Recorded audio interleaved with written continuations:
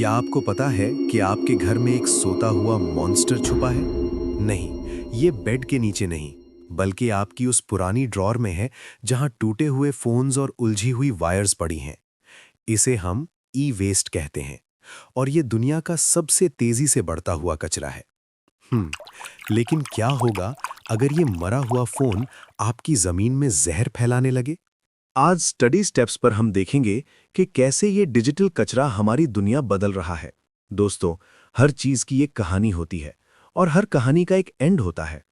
केला खत्म हो तो छिलका कचरे में जाता है, लेकिन जब हमारा फोन या लैपटॉप पुराना हो जाता है तो वो कहां जाता है? Welcome to Study steps.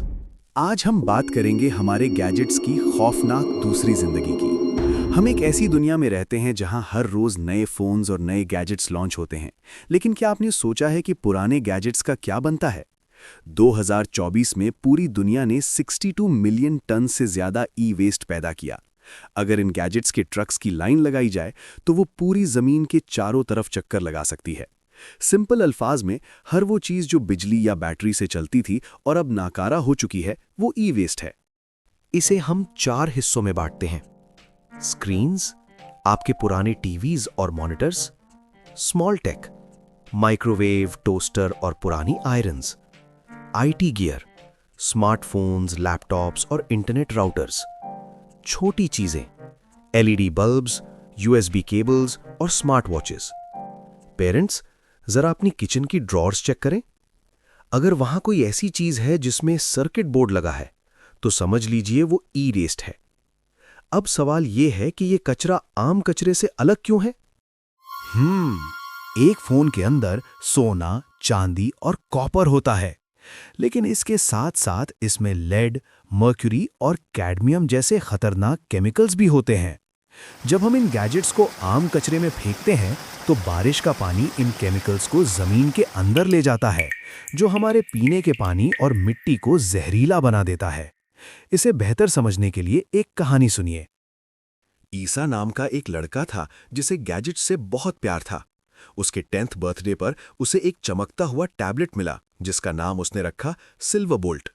2 साल तक दोनों ने साथ मिलकर पढ़ाई की और गेम्स खेली, लेकिन फिर मार्केट में नया और फास्ट टैबलेट आ गया। ईसा ने सिल्वर बोल्ट को भुला दिया और उसे एक पुरानी ड्रॉअर में फेंक दिया। महीनों गुजर गए, अंधेरी ड्रॉअर में सिल्वर बोल्ट की बैटरी फूलने लगी। एक दिन उस टैबलेट से नीले रंग का एक अजीब जहरीला मादा निकलने लगा।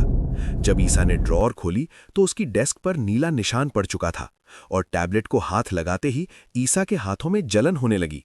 उसके अब्बू ने समझाया, बेटा, ये सिर्फ प्लास्टिक नहीं है, इस टैबलेट के अंदर खतरनाक लिक्विड होता है जो जहरीला है। जब हम गैजेट्स को ड्रॉअर में छोड़ देते हैं तो वो चुपचाप हमारी दुनिया को बीमार करते हैं। ईसा को बहुत अफसोस हुआ। वो सिल्वर बोल्ट को लेकर एक ई रिसाइकलिंग सेंटर गया, जहां मशीन्स ने उस टैबलेट से सोना और कॉपर निकालकर उसे सेफली रिसाइकिल कर दिया। ईसा समझ गया कि टेक कचरा नहीं, बल्कि एक खजाना है अगर उसे सही तरीके से संभाला जाए।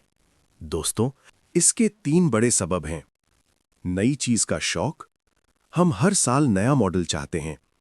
शॉर्ट लाइफ, आजकल के गैजेट्स जल्दी खराब हो जाते हैं। रिपेयरिंग मुश्किल है, अक्सर फोन ठीक करवाना नया लेने से महंगा पड़ता है। तो हम क्या कर सकते हैं? याद रखें ये 3 स्टेप प्लान। सोच कर लें, क्या आपको वाकई नए फोन की जरूरत है? डोनेट करें, अगर आपका पुराना टैबलेट चलता है तो किसी जरूरतमंद स्टूडेंट को दे दें। रिसाइकल करें। कभी भी इलेक्ट्रॉनिक्स को आम कचरे में मत फेंकें। हमेशा सर्टिफाइड रिसाइकलिंग सेंटर तलाश करें। स्टडी स्टेप्स का मकसद सिर्फ पढ़ाना नहीं, बल्कि जमीन को बचाना भी है। लाइक करें, सब्सक्राइब करें और अगला स्टेप उठाने के लिए तैयार रहें।